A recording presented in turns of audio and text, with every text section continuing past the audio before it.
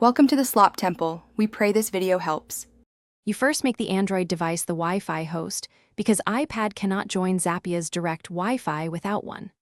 On Android, enable the hotspot, pick a clear SSID and simple password, and keep the hotspot screen visible. Once done, connect the iPad to that hotspot in Wi-Fi settings. Make sure Zapya has local network permission on iPad.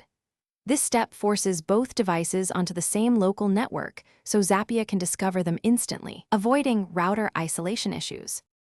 With both devices on the Android hotspot, open Zapya on Android and choose Create Group or Host so it advertises a session.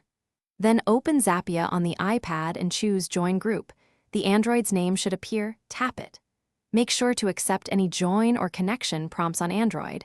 You're authorizing the iPad into the local transfer session. Once joined, you'll see the two devices listed. This group is how Zapya routes files directly over the local network, without internet. Now choose the files on the Android and tap Send. On the iPad, tap Accept when the request pops up. Monitor the transfer bar inside Zapya and wait for the completed indicator.